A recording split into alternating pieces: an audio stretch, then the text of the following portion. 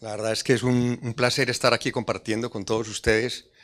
Es mi primera vez en Costa Rica, efectivamente, como dice el doctor Saldarriaga.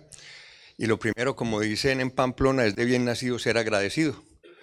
Y agradecerle todo al Grupo Meducarte por esta invitación y resaltar esta labor tan titánica que han hecho la doctora Soleil, el doctor Saldarriaga, también el Alejandro, todo el grupo de Meducarte, porque la verdad lo del conocimiento y compartirlo yo creo que es de lo más importante que podemos tener. Y es impresionante la trayectoria que tienen y me siento privilegiado pues, de poder compartir esta celebración en estos 20 años. O sea que nuevamente muchas gracias y todo mi reconocimiento. Hoy vamos a hablar un poquito de cetoacidosis, aunque la parte era que hay de nuevo.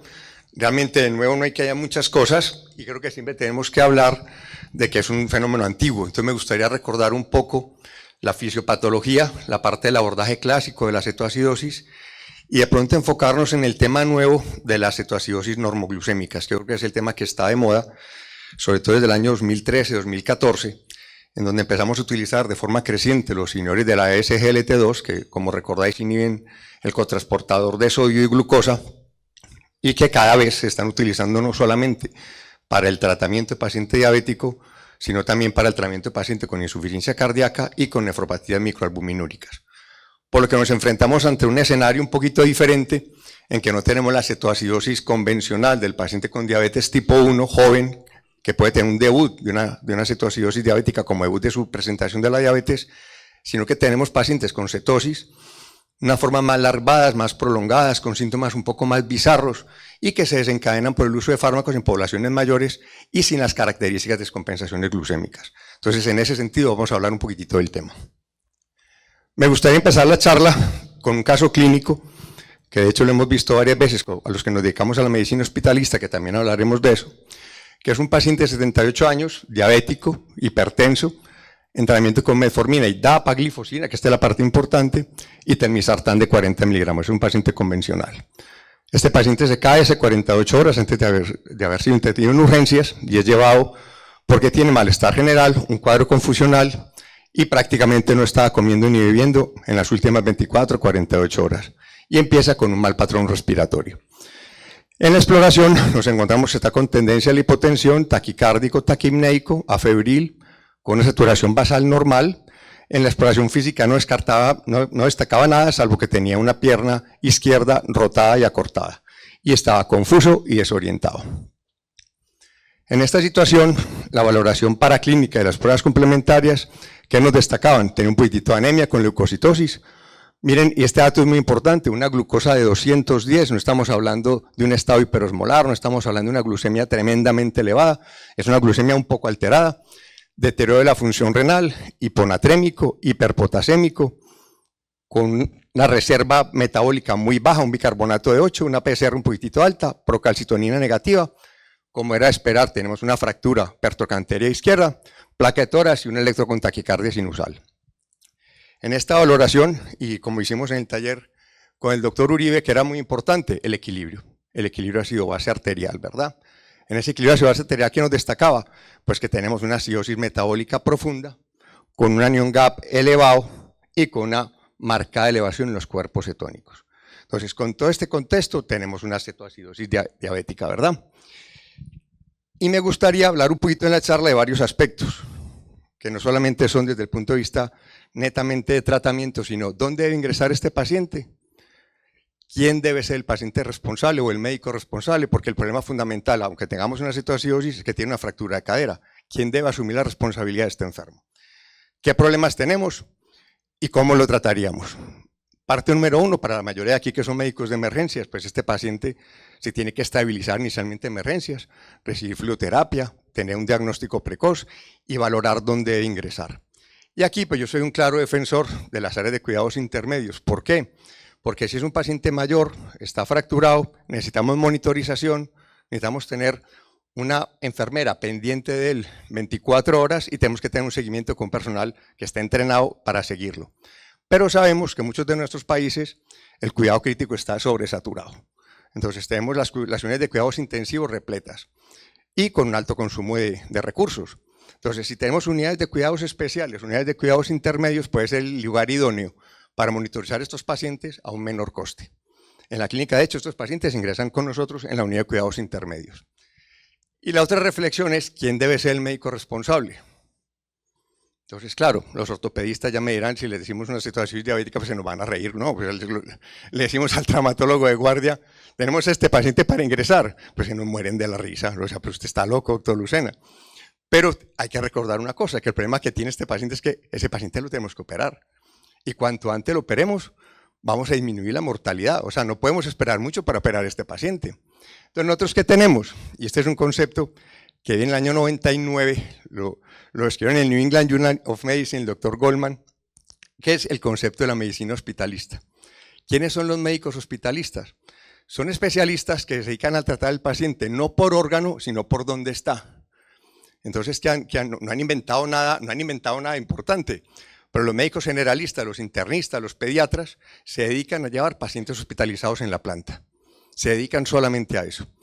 Y un internista no es un hospitalista, aunque los hospitalistas, la mayoría sean internistas, porque sabemos que hay muchas complicaciones perioperatorias que no se abordan de una forma tradicional bajo el concepto habitual de la medicina interna. Y está la figura del comanejo. ¿Qué quiere decir esto? Yo a este paciente, ¿cómo lo llevaría o cómo lo llevaríamos en la clínica? Esto no quiere decir que sea dogmático ni es una clase, es contarles un poco mi experiencia.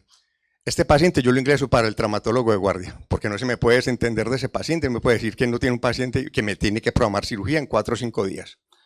Lo ingreso para él, pero tiene una figura de comanejo, que quiere decir que nosotros, los internistas, somos tan responsables del paciente como el traumatólogo. Y lo que hacemos es un abordaje multidisciplinario. Yo le soluciono el problema inicial, hablo con la familia, estructuro toda la orden médica, pero el traumatólogo tiene que estar programando la cirugía de cadera. Y así lo llamamos tanto en el pre como en el posoperatorio. Entonces es una reflexión.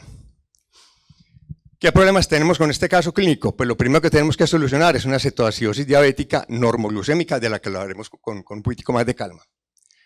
Tenemos un daño renal uroperirenal, tenemos alteración del sodio, tenemos alteración del potasio, tenemos un cuadro confusional y tenemos que solucionar estas 4 cosas para llevar a este paciente con seguridad al quirófano. ¿De acuerdo? Existen, y antes de empezar, aunque esto parece muy enredado y no lo voy a aburrir porque esto no se trata de una clase de cetosis, pero sí es importante que recordemos algunos elementos que intervienen en la fisiopatología de la generación de la cetoacidosis. 2 cosas importantes. No funciona muy bien se la traga, ¿verdad? Bueno, como veis en la parte de la izquierda tenemos 2 cosas fundamentales. Lo primero, tenemos un déficit absoluto o relativo de insulina. Enfoque tradicional en las cetoacidosis clásicas, no tenemos insulina. Si no tenemos insulina, ¿qué vamos a estimular? La lipólisis. ¿Por qué? Porque el cuerpo, las neuronas, se tienen que nutrir de algo. Y si yo no puedo metabolizar el azúcar como fuente energética, tengo que buscar una vía alternativa para producir ATP. Esa vía alternativa para producir ATP, ¿cuál va a ser? Los ácidos grasos. Movilizo ácidos grasos, los llevo al hígado y produzco cetonas. Elemento fundamental en la producción de la cetoacidosis. Pero no solamente es importante el déficit insulínico. Paralelamente al déficit insulínico, yo estoy produciendo una cantidad importantísima de hormonas contrarreguladoras. Glucagón, catecolaminas, hormona del crecimiento.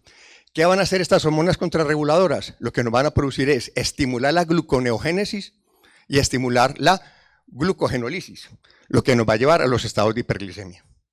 Con esos estados de hiperglicemia, ¿qué vamos a tener? Diuresis osmótica, vamos a tener deshidratación, alteraciones hidroelectrolíticas. Como en el caso nuestro, imaginaos, no tenemos un problema muy importante de descompensación glucémica, pero estamos en un paciente con inhibidores de la SGLT2 que inducen natriuresis. Estos pacientes ya de entrada están hipovolémicos. Dato importante. ¿Y por qué es importante esto? Porque al ser glucosúricos, parece que el mecanismo de acción de la cetosis inducida por poluciones de la SGLT2 es porque ese cambio en el nivel de glucemia nos va a estimular la liberación del glucagón. Y va a ser ese glucagón el que nos va a meter en este problema. Importante. Por otro lado, tenemos un poquito el estado hiperosmolar no cetósico, en el que sí encontramos glucemias muy elevadas, de 850, en el que el problema y la pérdida de volemia es muy superior a este enfoque convencional. En cuanto a la presentación clínica, como sabemos, la cetoacidosis va a tener una afectación multisistema. A nivel del sistema nervioso central, el paciente usualmente ¿de qué se queja? Polidipsia, polifagia, cambios en el estado de conciencia, estupor, alteraciones visuales. La característica respiración de Kussmaul que nos dicen que huele a manzana, lo que no nos dicen es que son manzanas podridas, porque esas acetonas huelen fatal. No sé si alguna vez alguien ha tratado a un paciente con cetosis, eso es terrible, que está hiperventilando y con un olor terrible del aliento, con una halitosis brutal. A nivel urinario van a estar poliúricos, van a tener glucosuria, van a tener ketonuria, y a nivel gastrointestinal vamos a tener náusea, vómito y el típico olor abdominal que se produce, porque cuando tenemos acidosis muy importantes podemos inducir gastroparesia y un hilio paralítico, ¿de acuerdo? Recordar siempre la expresión clínica de los pacientes. Si nos vamos a la parte del laboratorio, ¿cómo podemos diferenciar entre una cetoacidosis leve, moderada o severa? Pues fundamentalmente basados en ¿qué?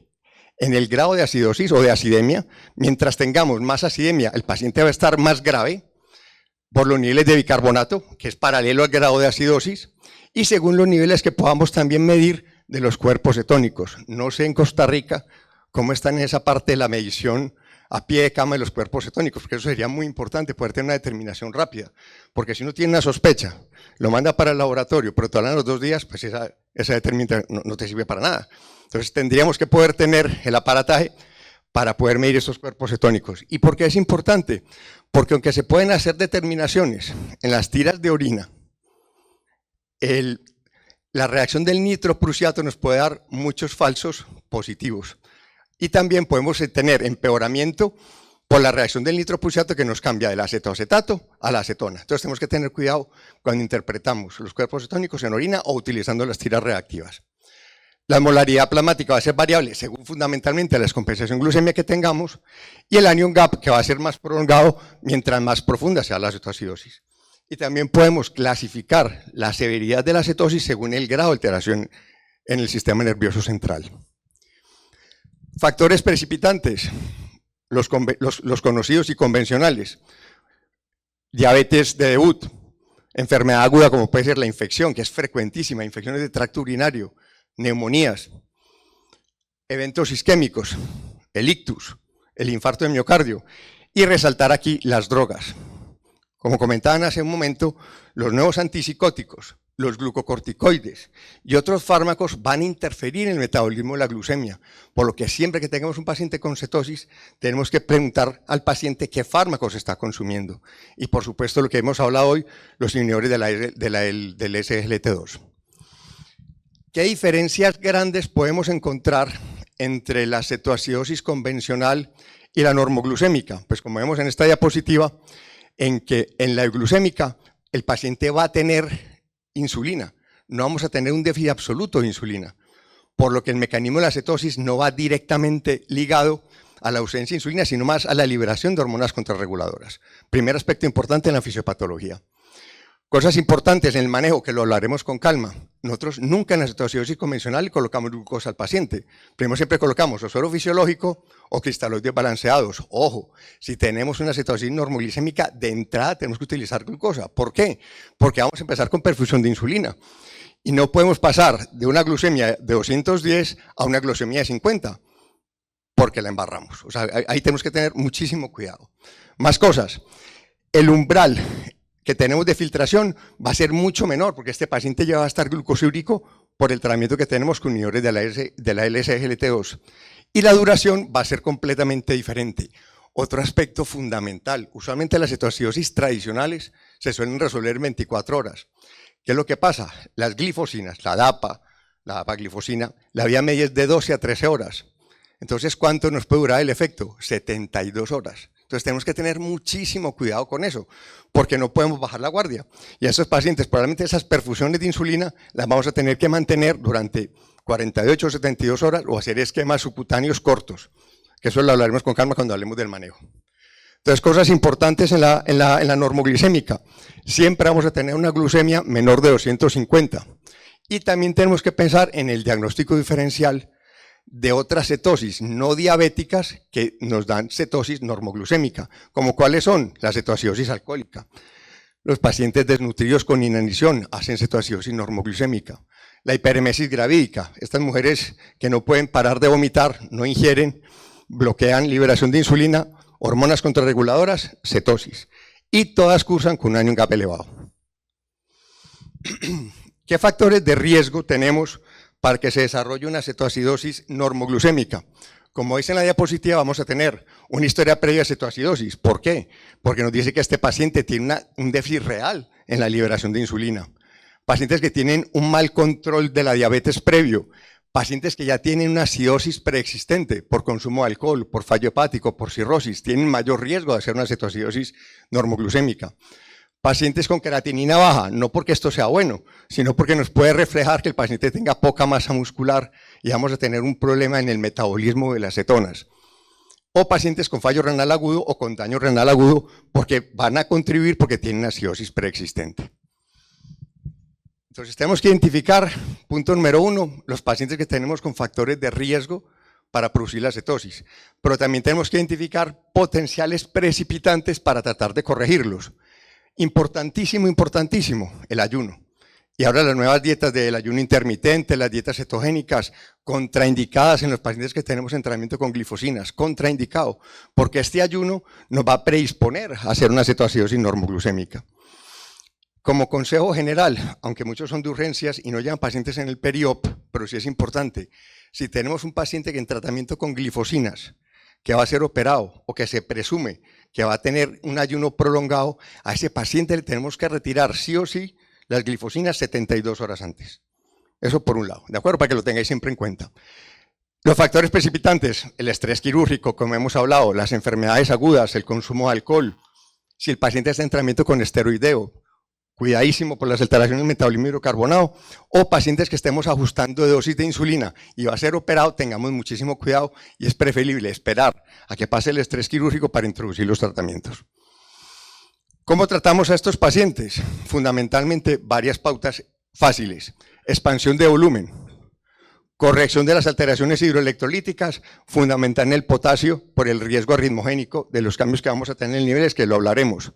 Pautas de insulina y fundamentalmente tratar la causa precipitante. En la literatura existen estos algoritmos que la verdad es que yo cuando veo esto, ustedes cuando ven esto, ¿ustedes qué sienten? Yo siento una, no sé, o sea, angustia. ¿Quién se lee eso? De verdad, es que ¿quién se lee eso? No, y te lo publican en todas partes como si eso fuera fácil para no estar en urgencias. Bien asustado. El paciente bien jodido y uno teniendo que leer eso para tomar una decisión y para poner un suero. Entonces, no, tenemos que hacer las cosas más simples, más fáciles. O sea, tomar decisiones lógicas. No sé por qué tenemos que enredar tanto. Entonces, como decía un maestro, o mi maestro, el doctor Rodrigo Lema, que también fue maestro del doctor Saldarriaga, me decía, mijito, siempre, orden y método, orden y método. Y aquí les pongo un ejemplo de una tabla que sale descrita en el UpToDate, en el que tenemos cómo controlar las constantes vitales, las principales alteraciones de la bioquímica sanguínea, cómo van los gases arteriales, cómo va la dosis de insulina, cómo va descendiendo la glucemia y cómo vamos cambiando las pautas de la medicación. Orden y método. Y es muy sencillo, orden y método, pero tenemos que tener varias cosas. Lo primero que hemos hablado, este paciente está deshidratado, tiene un problema de volemia. Aunque el doctor Cadavid diga, el doctor Uribe nos diga pues que es muy difícil valorar la volemia, pero estos están deshidratados sí o sí. Entonces, ¿qué tenemos que hacer? Expandir volumen. ¿Con qué? Cloruro sódico se utiliza muchísimo. Recordemos que este cloruro sódico tiene 154 miliequivalentes por litro. ¿Qué tenemos que vigilar? Tenemos que evitar sobreexpansiones y el riesgo de acidosis hiperclorémica si nos pasamos en el cloruro sódico. La verdad, yo nunca he tenido un paciente con acidosis hiperclorémica por suero fisiológico. Pero creo que mucha gente que hace intensivos, porque yo no hago intensivos convencional, sí lo han visto mucho. Están de moda los cristaloides balanceados, el lactato de Ringer, el plasmalite, y parece, hay un estudio reciente de hace unos 2-3 años en los que cuando se utilizaban las soluciones balanceadas, la duración de la cetosis se acortaba unas 6 horas. ¿Qué tenemos que tener en cuenta? Ojo, que el lactato de Ringer y el plasmalite tienen un poquitico de potasio. Y estos pacientes, por la acidosis, siempre van a tener cierto grado de hiperpotasemia relativa, que lo hablaremos cuando hablemos de la corrección del potasio. Utilizar sueros glucosados siempre cuando la glucemia es menor de 250 miligramos por decilitro. Y la pregunta es, ¿y cuánto les damos? Hay que calcular más o menos el déficit de volumen, pero más o menos como guía inicial para las primeras horas, de 15 a 20 mililitros kilo hora, evitando pasar de más de 50 mililitros por kilo en las primeras 4 horas. Y vigilando siempre sodio y osmolaridad, para evitar problemas cerebrales, edema cerebral. ¿Qué hacemos con el potasio? Fundamental. Si recordáis, en nuestro caso clínico el paciente tenía 5,5 de potasio. ¿Eso quiere decir que el paciente tiene una hiperpotasemia? La respuesta es no. Estos pacientes tienen un déficit corporal total de potasio, porque por el estado de hiperglucemia y por el estado de acidosis, estos pacientes hacen diuresis osmótica. ¿Qué es lo que pasa? Que si tengo un exceso de carga protónica, el primer tapón o el primer buffer que me va a tratar de ajustar la acidosis va a ser la célula. La hemoglobina me quiere tomar esa carga ácida, pero para los principios de electroneutralidad, la célula tiene que sacar una carga de la misma polaridad. ¿Qué no saca? Potasio. Pero no quiere decir que el paciente tenga una hiperpotasemia real. A estos pacientes siempre hay que darles potasio porque tienen un déficit corporal total de potasio muy importante. ¿Cuáles son las recomendaciones generales? Si tenemos más de 5,5, quietos. Expandimos volumen, empezamos la perfusión de insulina. Como vamos a empezar a corregir la acidosis, cuando ya tenemos un potasio normal, empezamos a dar reemplazo de potasio en los sueros que estamos utilizando, o para la expansión o para el mantenimiento. ¿Por qué es muy importante esto? Porque, por ejemplo, si tenemos un potasio menor de 3,5, no podemos empezar con la perfusión de insulina. ¿Por qué? Porque la insulina nos va a activar la bomba de sodio-potasio ATPasa, va a meter potasio en la célula, nos va a hacer una hipopotasemia en un paciente que ya tiene un déficit corporal total de potasio, arritmias y lo matamos. O sea, que tenemos que tener mucho cuidado con eso. En cuanto a la insulina, ¿cuáles son las recomendaciones generales? Hace muchísimos años, y cuando yo estaba en la facultad, a todos les poníamos bolus. Ya los bolus están mandados a recoger perfusión. ¿Cuánto empezamos la perfusión? Más o menos 0,1 unidades kilóhora. ¿Cuál es como el truco o la trampa para no enredarnos cuando estamos en una situación de estas? Utilizamos el peso del paciente en unidades de insulina de acción rápida. Lo diluimos en 100 centímetros de suero fisiológico y empezamos a 10 mililitros hora. Y con eso estamos dando 0,1 unidad kilóhora. Bolus, ¿cuándo los utilizamos? Si vemos que el paciente no podemos canalizar una vía, el paciente está en un transporte o está en un traslado y se va a demorar, empezamos con bolus que se pueden utilizar por vía subcutánea o por vía venosa. ¿Qué esperamos de que esta perfusión de insulina haga en nuestra descompensación glucémica? Que nos reduzca más o menos entre 50 y 70 miligramos a la hora esa descompensación. Que no tenemos este rango, podemos duplicar, triplicar o reducir la infusión según necesidad. ¿De acuerdo? ¿Qué consideraciones especiales tenemos cuando utilizamos la insulina en los pacientes con normoglucemia? Pues que tenemos que empezar una perfusión no tan dura, a la mitad, a 0,05 unidades kilóhora, para evitar el riesgo de hipoglucemia y siempre utilizar soluciones glucosadas. Y tenemos que cambiar, o cuando cambiamos al esquema basal bolus, cuando tenemos una corrección de la acidosis. Si podemos monitorizar cuerpos cetónicos, genial. Si no, cuando normalicemos el GAP y el pH venoso sea mayor de 7,3. Pero ¿qué es lo que hacemos? No podemos empezar de una forma directa de quitar la perfusión y empezar con el esquema basal bolus. Empezamos con su dosis de insulina basal, el bolus, y mantenemos la perfusión 1 hora. Consideraciones especiales, recuerden que en las normoglucémicas ese estado de acidosis se nos puede prolongar hasta 72 horas. Bicarbonato, muy controversial. ¿Cuándo utilizar bicarbonato? La literatura no se pone de acuerdo. ¿Qué pensamos? Y la mayoría de los autores, si el pH es menor de 7, o si tenemos una hiperpotasemia grave con repercusión electrocardiográfica. ¿Cuánto? Bolitos de bicarbonato 1 molar, un mil equivalente por kilo. Y muy importante, recordar monitorizar el fosfato. Que el fosfato siempre como que cuando uno el fosfato, muy pocas veces, ¿verdad? Pero es importante el fosfato, porque en estos pacientes van a estar hipofosfatémicos y nos preocupamos cuando el fosfato es menor de 1 miligramo por decilitro. ¿Por qué? Porque nos puede producir anemia hemolítica, rhabdomiolisis y fracaso cardiorrespiratorio. ¿Cuánto debemos dar? De 20 a 30 milimoles por litro en la fluterapia que estamos utilizando de reemplazo. Y finalmente, recordarles que no nos puede pillar el toro con la situación normoglucémica, y esta es una foto del encierro este año de San Fermín, que es de donde venimos nosotros de Pamplona, también una fiesta a la que estáis cordialmente invitados. Muchas gracias.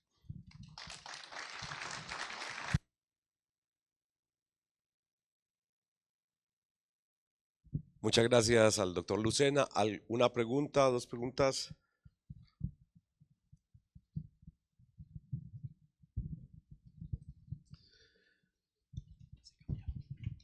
Profesor, dos preguntas. La primera, cuando estamos utilizando la infusión de insulina, a 0.1 unidades por kilo por hora.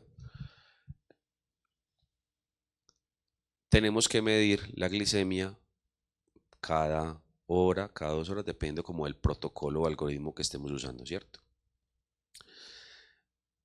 Listo, la cetoacidosis euglicémica pues no va a tener unas glicemias tan altas, pero digámoslo que si el paciente tiene glicemias de 600, 700, 800, que el glucómetro ya no te va a dar el valor, ¿cómo recomendás que sigamos esa dosis de insulina y cómo la podemos titular?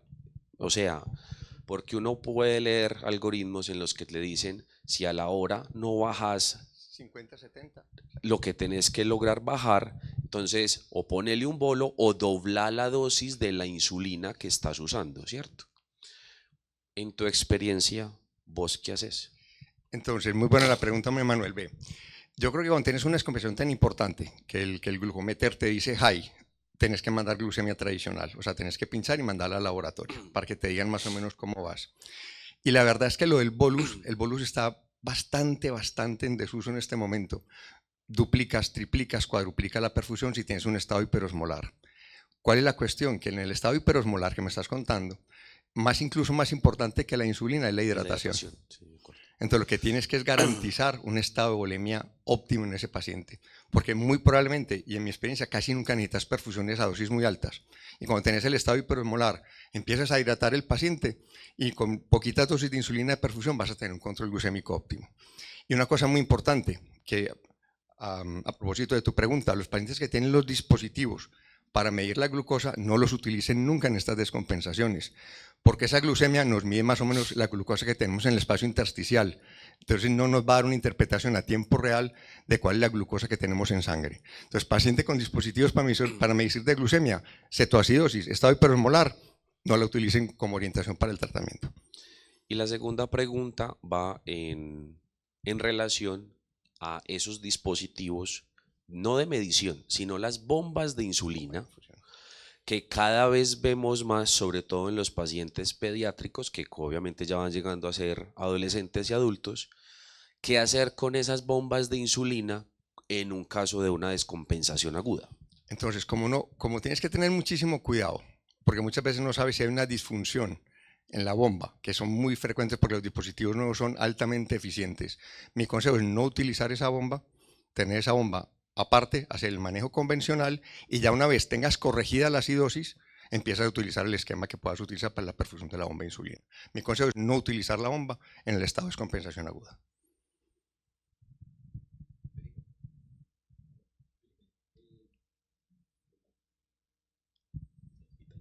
Felipe, ahí está, sí. Muchas gracias por la clase, porque no es lo mismo que estábamos viviendo antes. Cada vez recibimos menos pacientes con síndrome de hiperosmolares y con cetoacidosis diabética hiperglicémica, y como está tan masificado el uso de la empagliflozina, lo que más recibimos son este tipo de descompensaciones que a veces pasan piola, no nos damos cuenta. La duda mía es respecto al bicarbonato. A veces el bicarbonato es una gran salvación, no necesariamente por la acidemia, sino que para el control de la acidosis, aunque todavía no tenga acidemia. ¿A qué me refiero? Lo malo para el paciente, que significa la necesidad de compensar ventilatoriamente la acidosis. Y la polimnea que se genera muchas veces genera agotamiento muscular. Y muchas veces terminamos intubando o dando la asistencia ventilatoria a pacientes que se agotan de tanta polimnea. Y en los pacientes neurocríticos, además, eso es gravísimo porque genera mucha caída del CO2, y eso genera también aumento del infarto cerebral y empeora la penumbra isquémica. ¿Por qué habría que ser tan restrictivo con el uso de bicarbonato? En nuestra experiencia, en pacientes que tienen acidosis, aunque sin acidemia, pero acidosis metabólica con lactatos normales, pasar pequeños bolos de 1 por kilo de bicarbonato y controlar los gases muchas veces logra disminuir los requerimientos de compensación respiratoria. No sé qué opinas tú. Mario, muy buena tu comentario y la pregunta, ¿verdad? Es un tema difícil, pero creo que se está olvidando una parte importante de estos pacientes, que no solamente el problema la tenés en la parte de la acidosis, sino que también tiene un problema de osmolaridad y de sodio. Entonces, y el sodio en estos pacientes muchas veces está bastante comprometido. Entonces ya tienes una situación de relativa hiperosmolaridad que estás tratando con expansión de volumen, y si sobre esto le metes bicarbonato, tenés un riesgo importante de que tengas también complicaciones cerebrales por los cambios que puedes tener de osmolaridad y de volumen intracelular. Yo no te tendría la pauta o la bola mágica para decirte a partir de cuánto. Tú me dices, yo pongo por debajo de 7,2. Hay muchos autores que ponen bicarbonato por debajo de 7,2. La mayoría de las guías te recomiendan menor de 7, y yo creo que es teniendo en cuenta un poquitito el riesgo-beneficio del bicarbonato en este paciente. Por supuesto, si el paciente se te está agotando por hiperventilación, tienes que cambiar un poquitico el umbral, completamente de acuerdo. Pero recordar siempre eso, sodio y osmolaridad, que también tenemos que estar pendientes, porque ese cambio en el volumen intracelular y a nivel neuronal, creo que es muy importante tenerlo muy, muy ajustado. Muchas gracias. Bueno, dar las gracias al doctor Lucena.